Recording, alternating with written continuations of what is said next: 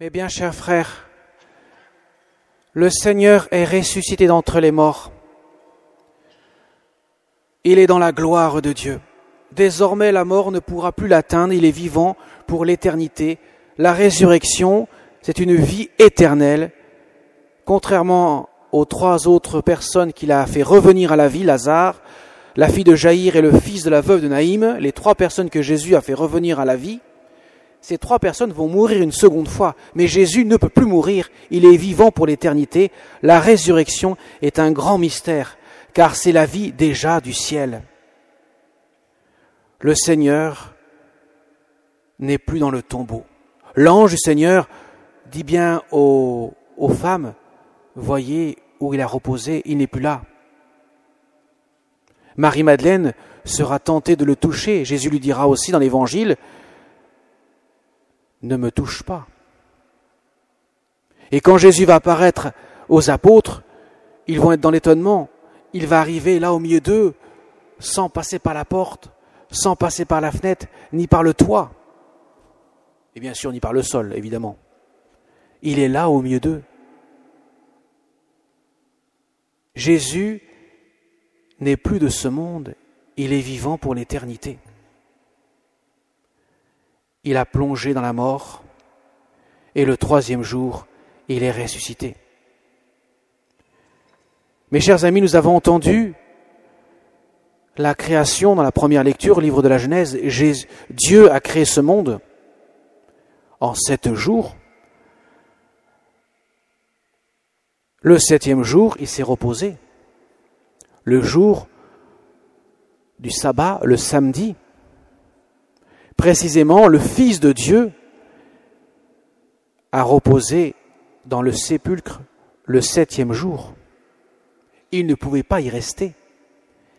Il est ressuscité le 8e jour, le jour de la recréation. Le premier jour de la création est devenu le 8e jour, le jour de la recréation.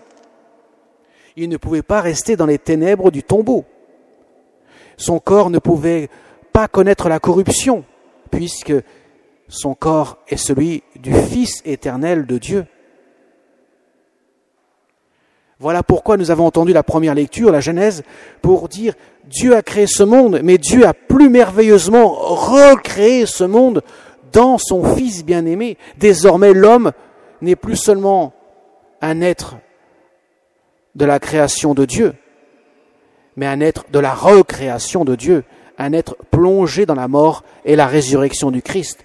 L'homme est appelé, et le baptême en est la signification profonde, à se laisser immerger dans la mort et la résurrection du Christ. C'est le sens même de ce mystère du passage de la mort à la vie. Le mot Pâques signifie passage. De même, la lettre aux Hébreux, la lecture de l'Exode, quand nous voyons le peuple d'Israël prisonnier en esclavage en Égypte, Dieu le fait sortir par Moïse en passant par la mer Rouge. Et qu'est-ce qui se passe lorsque le peuple sort de l'Égypte, passe par la mer Rouge pour rejoindre la terre, la liberté, la terre de liberté? Même s'il y a encore 40 ans avant d'arriver dans la terre promise à Abraham, la terre promise ensuite à Moïse, eh bien, ce passage de la mer Rouge va être une préfiguration, une figure même du mystère du baptême, du mystère de la mort et de la résurrection du Christ. Qu'est-ce qui va se passer? Nous avons entendu les Égyptiens, les cavaliers vont être engloutis dans la mer Rouge. Ceux qui retenaient en esclavage le peuple vont mourir, ensevelis dans les eaux de la mer Rouge. Comme lorsque nous sommes baptisés, nous sommes ensevelis dans l'eau du baptême pour laisser nos péchés et sortir purs, comme le signifie le vêtement blanc que nous revêtons après le baptême. Donc il y a 4 personnes qui vont être baptisées dans quelques instants, une adulte, Eyata, et 3 enfants. Eh bien, la signification de ce baptême, c'est précisément de mourir avec Jésus pour ressusciter avec lui, c'est de passer de l'esclavage à la liberté, l'esclavage du péché à la liberté des enfants de Dieu. L'homme est ainsi revêtu du Christ. Il devient l'homme nouveau. Mes chers amis, le mystère de Pâques nous touche au plus profond de notre cœur. Désormais, nous savons que notre Sauveur, notre Dieu, qui s'est incarné, qui s'est fait homme, est passé de la mort à la vie éternelle. Il a voulu endosser le poids du péché des hommes. Il a voulu revêtir sur lui l'innombrable péché des hommes pour les engloutir dans sa propre mort, pour en délivrer l'homme qui était tenu en esclavage. La mort est comme un esclavage qui nous retient. Dieu ne pouvait laisser l'homme plus longtemps dans l'esclavage de la mort, conséquence du péché.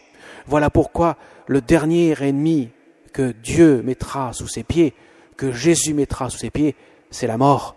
Quand nous ressusciterons à la fin du monde, tous, lui Jésus est déjà ressuscité, le premier d'entre les morts, mais tous à la fin nous ressusciterons, eh bien il mettra en dernier lieu sous ses pieds l'ennemi qu'est la mort. L'homme est fait pour la vie et non pour la mort. Le cierge pascal nous avons allumé dans la nuit signifie cette lumière qui brille dans les ténèbres, la lumière du Christ, la lumière de la divinité qui resplendit dans les cœurs de l'homme. Dans le cœur de l'homme, l'homme habité par la présence de Dieu peut ainsi briller de cette lumière qu'est le Christ. Dans le mystère du baptême, le prêtre allume un cierge au cierge pascal et le remet entre les mains du parrain, de la marraine, pour le remettre au nouveau baptisé, pour signifier que cette lumière, c'est le Christ qui va désormais guider sa vie.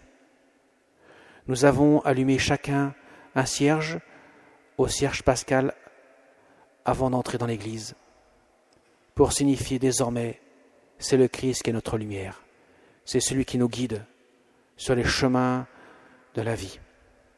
À travers les ténèbres que sont nos péchés, le Seigneur repousse le péché pour laisser place à la lumière. Nous sommes entrés dans une église sombre et nous avons, après l'annonce de la Pâque, de la victoire, de la vie sur la mort, nous avons allumé les lumières qui resplendissent, cette lumière de nos cœurs qui brille parce que Dieu habite nos cœurs.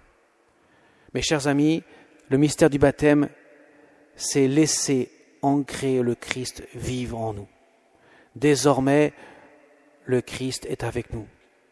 Et nos 4 personnes qui vont être baptisées, nos 3 enfants et Yata qui vont être baptisés, vont être allumés de la lumière du Christ, allumés dans le sens de porter la lumière qui est en eux, qui va être en eux à ce moment-là.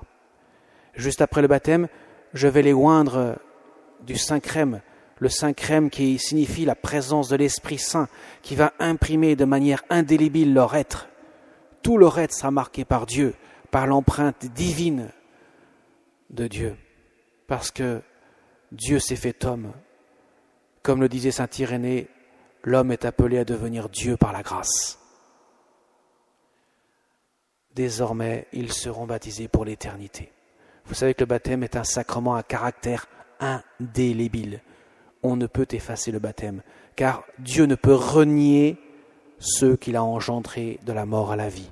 Même s'il nous laisse libres, même s'il nous laisse profondément libres devant ce mystère, parce que la liberté, c'est un accueil de la grâce de Dieu. Mais nous pouvons devenir esclaves.